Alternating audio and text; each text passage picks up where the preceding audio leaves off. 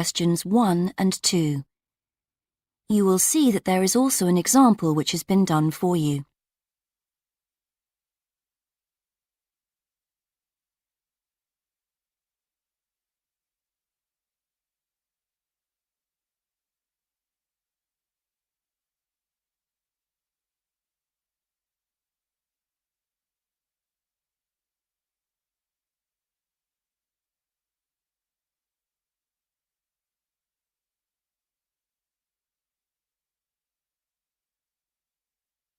Now we shall begin. You should answer the questions as you listen, because you will not hear the recording a second time. Listen carefully and answer questions 1 and 2. Hi, Joanna. Where have you been? Hi, Dave. I had to go into college to return a DVD I'd borrowed from the library. Oh, right. But while I was there, I got some information about the City Arts Festival that starts next week. Oh, yeah? I saw a poster advertising it somewhere. Yeah, and I picked up this leaflet from the library. It gives you the website address. So as I was there, I logged on to get more information. Actually, although they've got the full programme of events fixed now, you can't book online, which seems strange. There's a number to phone, though. And are there student discounts? I guess so, but I didn't notice. Anyway, there are 3 things I'd like to see. An Italian film, a rock concert, and an art exhibition. Oh. The exhibition's free, and you don't need to book, so I'll definitely go to that. But I'm going to get tickets for the film in case they sell out. Good idea. You can always buy concert tickets at the door, because that's in a really big hall. Right. Before you listen to the rest of the conversation, you have some time to read questions 3 to 10.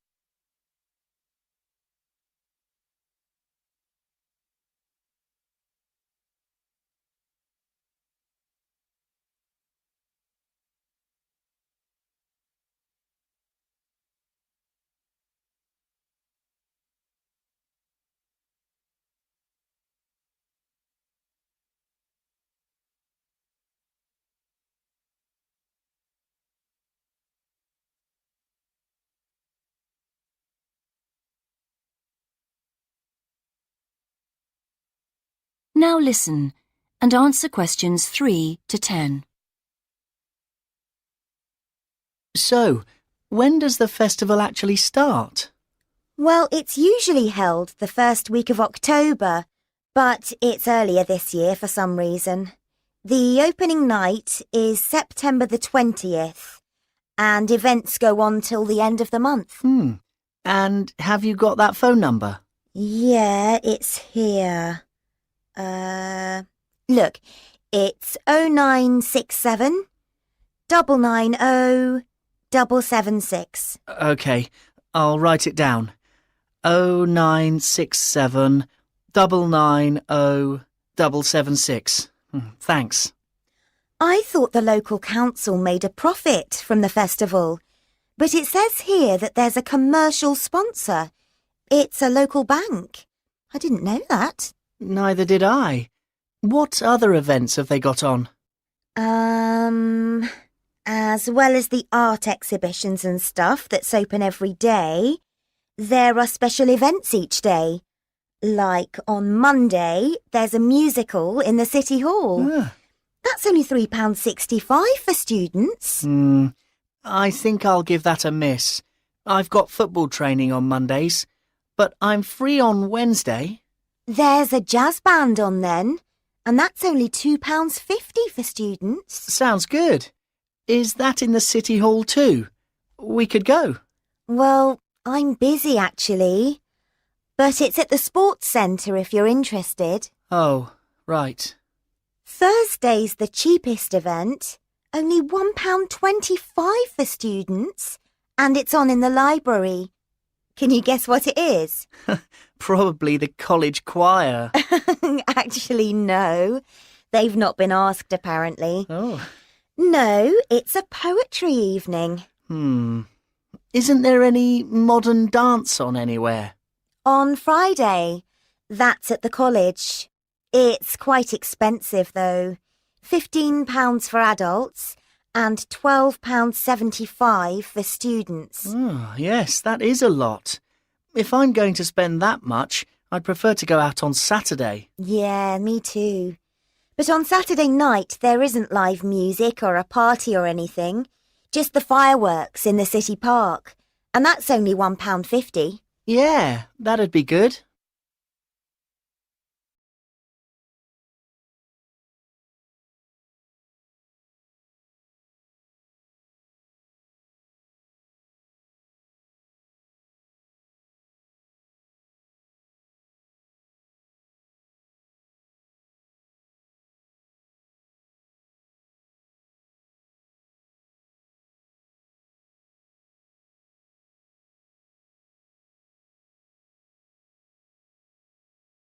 Section 2. You are going to hear a tutor talking to a group of philosophy students. First, look at questions 11 to 13.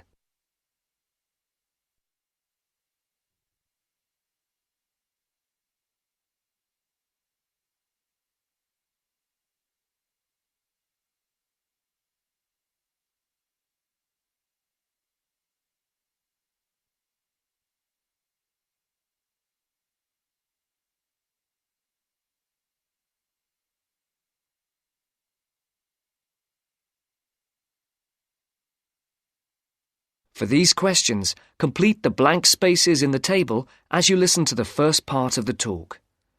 Write no more than 2 words for each answer.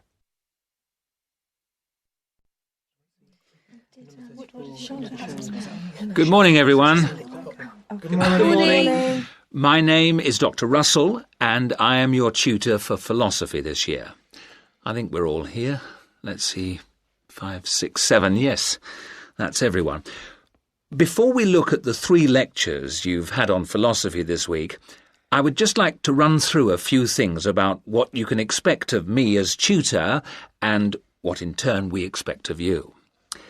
As for myself, my function as tutor is to help you in all things relating to your work in the philosophy course. The help that I am able to give is, of course, mainly academic. For personal matters, I can refer you to other support services in the university, ranging from counselling to welfare. One thing that I would point out is that if you feel that you need to talk to someone, no matter how insignificant it is, don't leave it. Oh, and the last thing is, if you do need to make an appointment, the times are listed on the door of my room. You just write your name in a time slot. But I would point out that the appointment slots get booked up quite quickly. If it's urgent, catching me between sessions is the best idea. That way we can sort something out quickly. No questions? Before the talk continues, look at questions 14 to 20.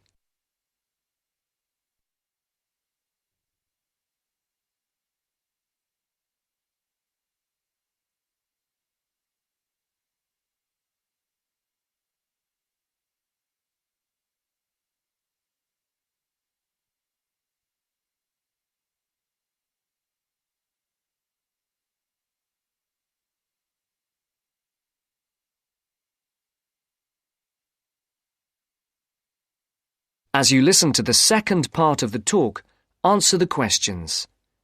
For questions 14 to 19, circle the correct letter, A, B, or C. For question 20, write no more than 3 words for the answer. OK.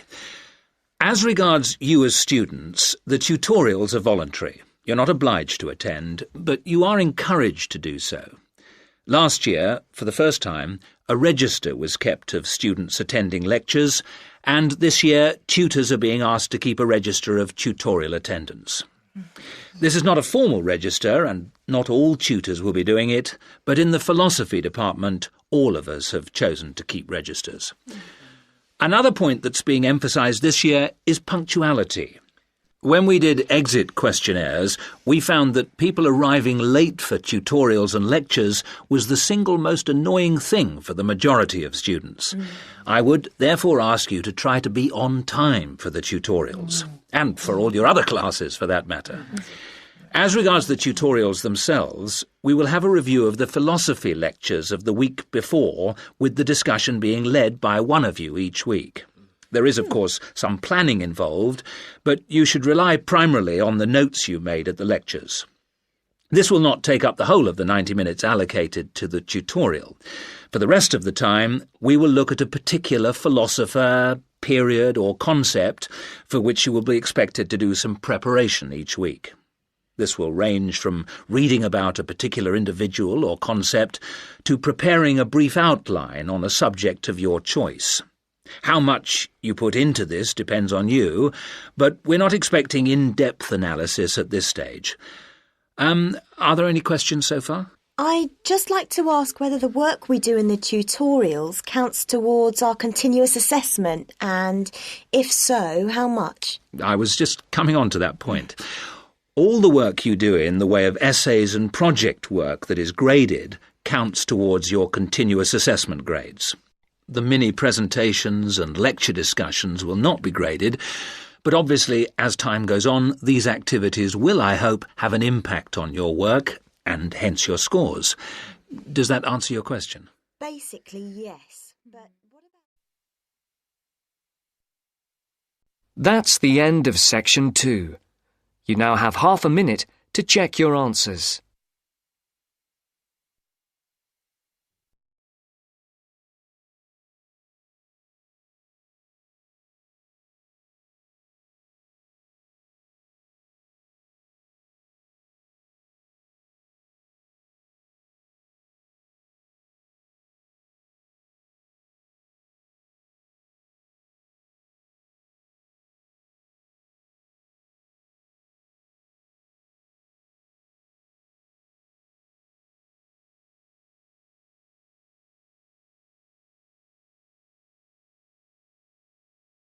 Now turn to Section 3. Section 3. You are going to hear a conversation between a student and a driving instructor. First, you have some time to look at questions 21 to 24.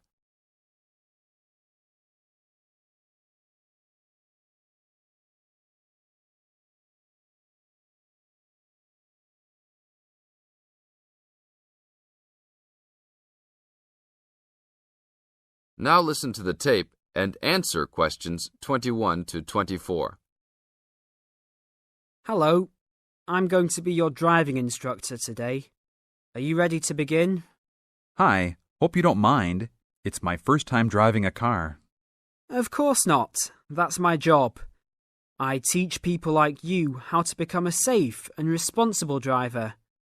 So let's begin. Remember, the most important rule of driving: safety first. There are some steps to follow. First, you should put on your seatbelt. You should always remember to do that. In case of an accident or emergency, having a seatbelt on is of utmost importance. Okay, I have my seatbelt on. Now what should I do? Start the car. Good. Now make sure that the steering wheel is in the proper position and that your seat is not too far or not too close to the pedals. I'm all ready to go. Should I shift into first gear? Don't forget to put the parking brake down. You don't want to drive with that up. Oh yeah, I almost forgot. If I have the parking brake on, I won't be able to accelerate. Yes, that's right. Now put the car in reverse and slowly back out of the parking space. Good. Put the car in first gear. When should I shift? Is it better to shift slowly or quickly? You can shift whenever you feel is appropriate. This means shifting should occur smoothly. Do not shift too slowly or you will stall. Shifting too fast will waste gas. Shifting is simple. Just remember to shift smoothly. To shift, you will have to push the clutch and then push the gas pedal. Now look at questions 25 to 30.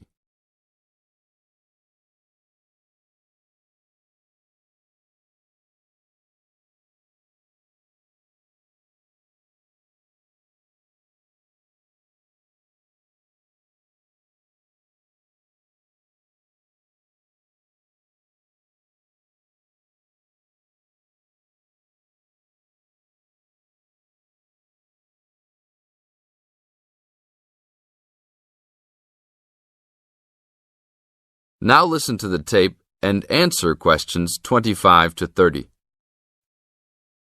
Remember, smoothly is the key to good shifting. Like this? Yes, that's good. Now keep it slow. Don't drive very fast just yet. Be sure to constantly check your mirrors for oncoming traffic. Always be aware of everything that is around you, including 3 important things. Remember these 3: people crossing the streets, other cars, and bicycles riding next to you. What should I do if I see a yellow light? Well, it's always better to brake instead of trying to run it. But if you're travelling at a speed where it's impossible to stop in time, then you should try to make it across the intersection. But remember, you should always try to stop. It's the safest way to avoid an accident. Even if I have to brake very suddenly? Yes, even if you have to brake suddenly. What about if a driver behind me is going a lot faster than I am? You should always be ready to move to a slower lane if a driver behind you is forcing you to go faster than you are comfortable with. Never try to speed up to accommodate a faster driver. You could risk an accident or a speeding ticket. It's better to let him go.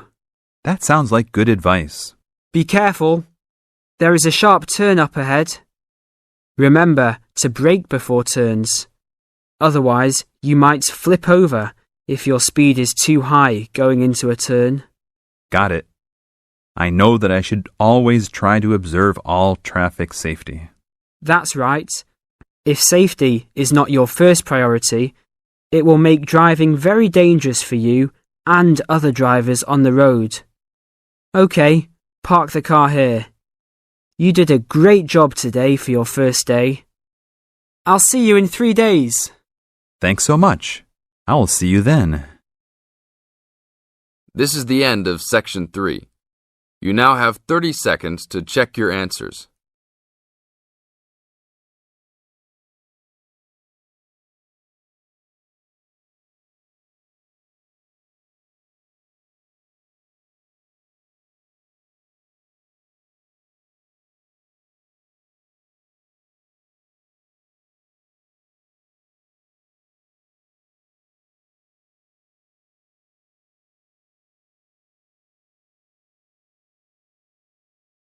Section 4.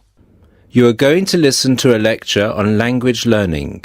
First, look at questions 31 to 35.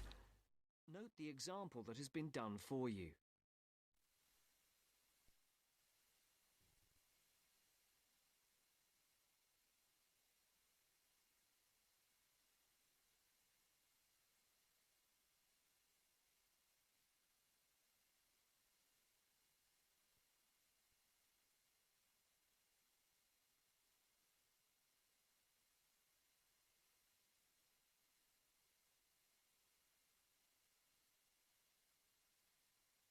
As you listen to the first part of the talk, tick the appropriate box for questions 31 to 35.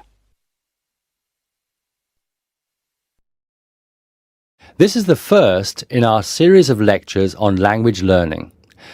The topic I'd like to deal with today is what makes a successful language learner? There's been a lot of research into what makes some people learn a language faster than others. In this lecture, I'll summarize the main findings of the research into the subject.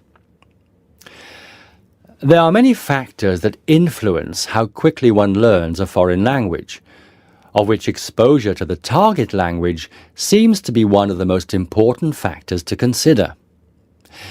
It's this factor which determines the speed of learning a language, especially among those people who learn a foreign language outside the classroom. There are more people who did not learn a second language or a third language in the classroom, and I think that understanding how learners successfully learn languages without the help of a teacher can provide us with the key to how to become a successful language learner. Let's look then at the characteristics of a successful language learner. Motivation seems to be one of the key factors. Research into motivation has identified two main types: instrumental motivation and integrative motivation. Instrumental motivation is the kind of motivation that encourages people to learn a language for practical reasons, such as getting a job or passing an examination. Learners with this kind of motivation intend to use the target language as a tool or instrument to help them achieve a goal. Integrative motivation is what encourages learners to learn a language in order to communicate and socialize with others who speak the language. The primary aim for learners with integrative motivation is to use the language to integrate and identify with the community that uses the language. Immigrants, or people who are married to speakers of another language, are motivated in this way. Although most people have mixed motivation, research into language learning and acquisition suggests that integrative motivation produces much better results and is an important characteristic of successful language learners. Before the speaker continues the talk, look at questions 36 to 40.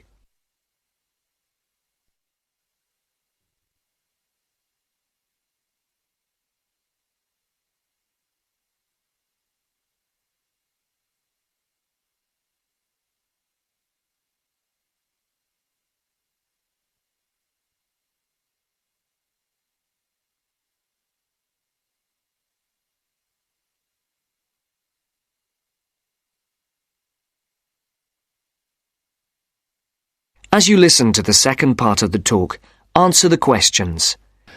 One does not need to be an extrovert to learn a foreign language, but willingness to experiment and take risks is essential.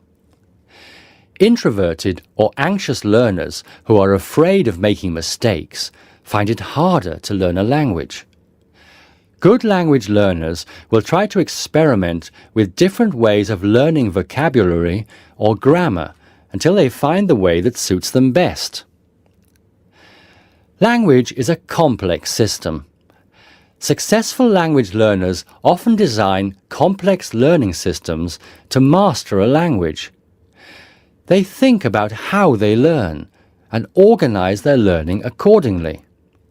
They develop their own learning style and use a range of learning skills such as efficient revision techniques, systems for learning and organizing vocabulary, the ability to monitor their own speech, and the ability to plan their learning.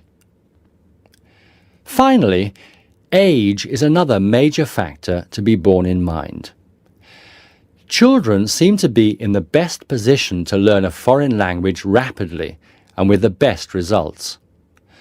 Older learners can also be very successful and become proficient at using a language. Adult learners who make decisions about their learning and are independent of the teacher, who are analytical and aware of how they learn, and who take responsibility for their learning, stand a very good chance of learning a foreign language successfully. That's the end of section 4. You now have half a minute to check your answers.